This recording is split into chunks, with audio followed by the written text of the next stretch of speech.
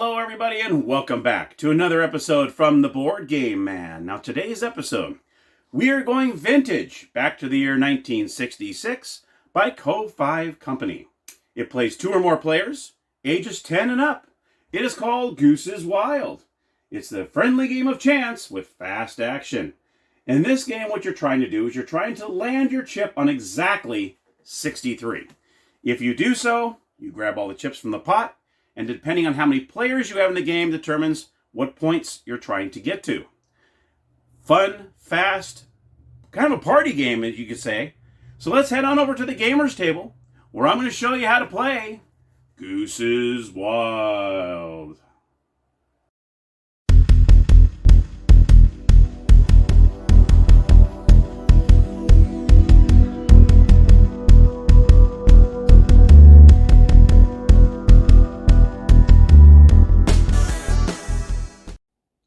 All right, everybody, here we are at the gaming table, and here is the game. Here's the board. Comes with 2 little dice, like really, really tiny dice. And you also have your chips. There's, I think, about 6 different colors in there. And you're going to start off with 12 chips each, but I just went ahead and put 5 out here each just to kind of show you how this game works.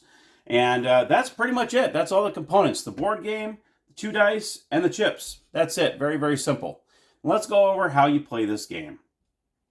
What you do at the very beginning, like you usually do, everyone's going to roll the dice to figure out who goes first, okay? And everyone's going to go ahead and ante up 1 chip that goes in the pot. So you're automatically going to put a chip in the pot.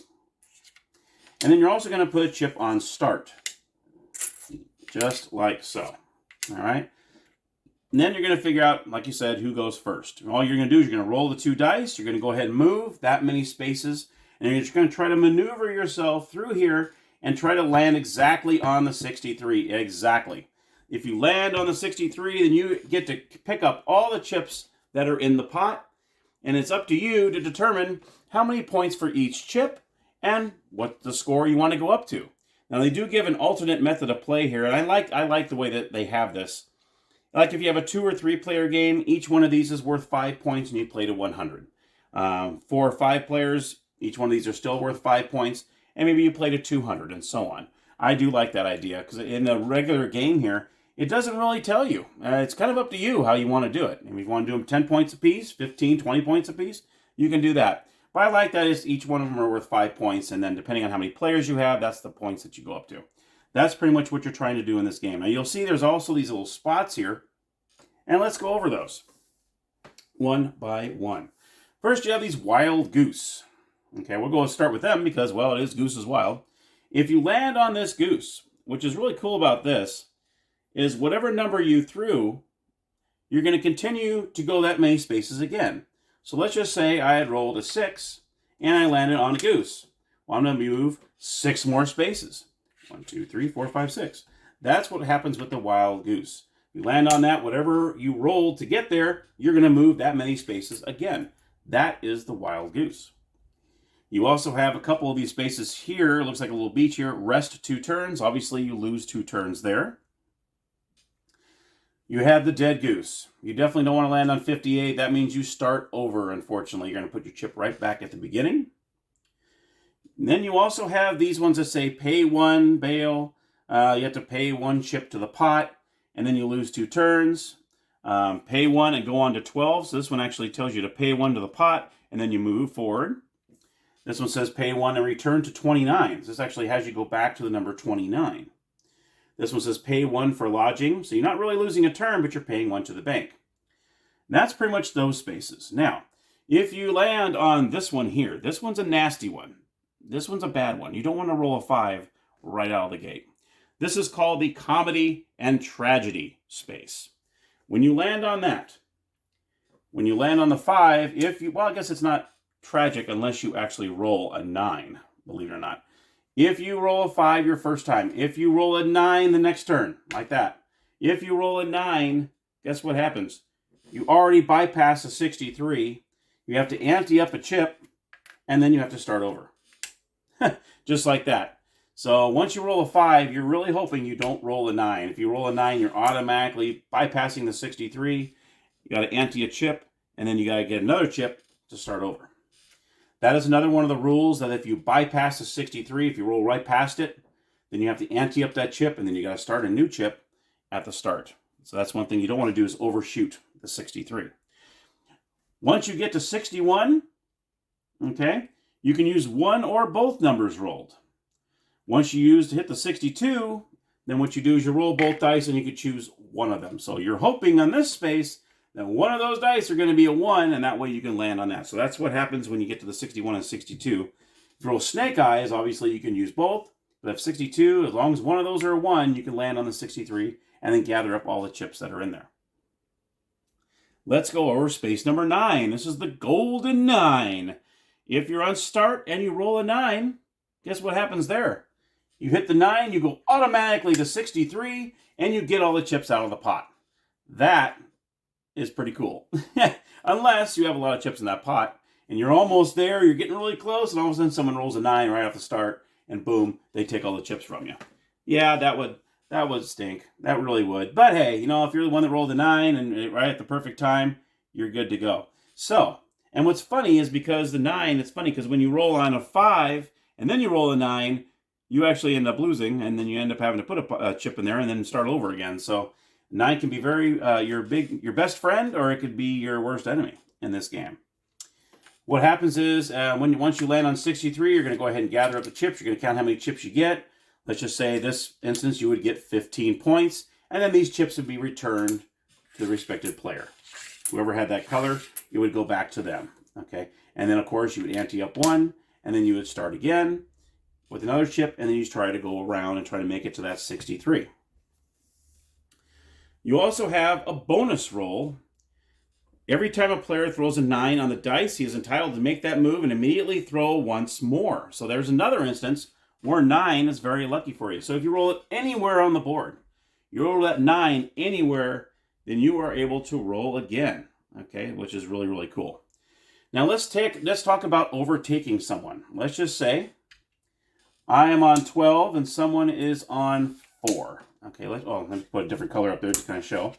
So let's say 4 rolls an 8, and they land right on my space. This means I have overtaken that space, and wherever this player began, this player goes back to that space. So no 2 players can occupy. Now in the alternate method of play, which I'm going to show you in a second, you can have 2 of your same one on there, because you actually can put multiple chips on the board. But I'm almost not quite there yet. But this is the basic game where you have 1 chip out there at a time. But that's what happens when you overtake someone, is when you land on someone else's space, wherever you started from, they go back to that space. Now let's just say, for instance, this is a special circumstance. Let's just say blue is on 29. Okay. This person's up here, and they land on 42. It says pay 1 and return to 29. So what happens here is, first of all, he'd have to pay a chip to the pot. He would go back to 29, overtake this space, and guess where he gets to go? He gets to advance to 42 because that's where he came from. So in that instance, that's pretty darn cool. If you're on 29 and that person lands on 42, they go back, and then you go back to where they started, you would actually advance to that space. So that is pretty cool too.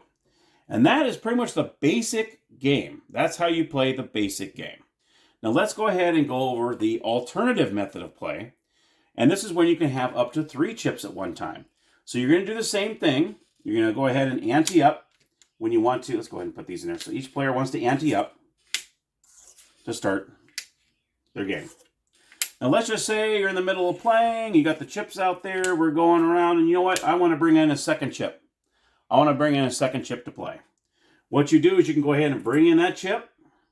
And then you have to ante up 2. So this time I'm going to have to take 2 of these chips and put them in the pot. Now you have 2 chips out there. Now let's just say you want to have a third chip out there. Now, no, like I told you at the beginning, you would have 12 chips.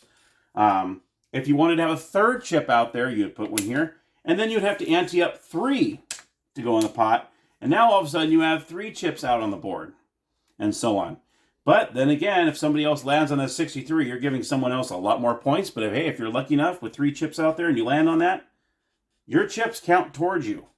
So that's the cool part. So these chips will actually count towards your points. So obviously. And of course, the overtaken rules still apply. So say if I had 2 of these here, and maybe he rolled a 3, boom, boom, boom, these both would go back to that space. So that overtaking rule still goes in effect if you, the player, have more than 1 chip on that number. And that's how you play the advanced version. That's pretty much all it really is just being able to put out a 2nd and 3rd chip, but it's going to cost you more antes to go in there to do that. And of course, you're going to, depending on how many players you have, that's how many points you get up to. And that, my friends, is Gooses Wild. So anyway, there is Gooses Wild. I hope you enjoyed it. Let's head on over to the game room, and I'll give you my final thoughts. Hello, everybody. My final thoughts on Gooses Wild. I definitely like this game. This is a great, it could be a party game. I mean, I could totally see this as a party game. I'm not big on party games, but this is a typical party games you see out there, but this is not like that. I really like this game. I definitely give it, let's break out the thumb meter. Let's break it out. Let's give this bad boy a thumbs up on the thumb meter. I do like the alternative way where you can actually have up to 3 chips on the board, but it's going to cost you some chips. You know, when you put that, you ante up 1, but then if you want a 2nd chip out there, you got to ante up 2. If you want a 3rd chip out there, you got to ante up 3.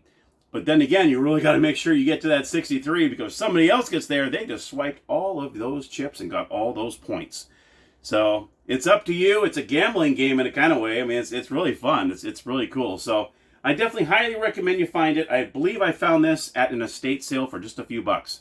So you can definitely find it either on Facebook Marketplace, estate sales, anything like that. That's usually where I find most of my stuff anyhow. So I definitely give it thumbs up. And I do like that you have the original game where you have the 1 chip at a time you play. And you definitely want to try to not overthrow the 63 because then you got to throw that chip in there and then you got to start over with another one. So I do like that version too, but I think having up to 2 or 3 on the board makes it really exciting because you really have a lot on the line where you could have 1, 2, 3, 5, 6 chips in the middle trying to get up there. And plus you have other options too. Okay, that chip's going to go over, so I'm going to go ahead and move this chip so I don't go over, that kind of thing. So a little more strategy involved because there's not much strategy in this game, really. I mean, it's a matter of rolling the dice. It's one of those luck-based games. If you don't mind those games, especially if you're with friends or family that don't really play games very often, this is a great icebreaker right here. This would be a great game to play just to break out and just have a lot of fun. And the game itself, that you open up the board, it looks inviting. I mean, it looks like a roulette wheel, for heaven's sakes. I mean, you look at it, you're like, whoa, what is that? I mean, it's bright, it has these big red squares with numbers on them. It's in a spiral. I mean, it's inviting to me. I mean, you look. If I walk by, I'm like, whoa, what? I mean, it would catch your eye and like, what is this? You know, and it makes you want to jump in there and play. And I do like that it's 2 or more players, so you can have as many players as you want in this thing. There is no restriction. You know, I think there's about 5 or 6 different colors in there. The chips, but you could use anything. I mean, you could use anything you want. I mean, if you want to use quarters, dimes, nickels to use your thing, you can use anything if you have that many players. So, and it's a fast one. You just roll the dice, move 1, you go to the next person. So it doesn't take too long. There's not much going on there. You're not sitting there for like an hour waiting for your turn. I mean, you're actually seeing what everyone else is doing because if they hit that 63, you get all the points and so on. So highly recommend this game. Hopefully you enjoyed the episode. If you have the game and you enjoy it or hate it, let me know. Or maybe you don't have the game and you're like, you know what? I'm interested in finding this game. I hope I did that too. So thank you so much for watching. If you're not a subscriber, feel free to subscribe today. I would love to have your subscription. And until next time, everybody, happy gaming.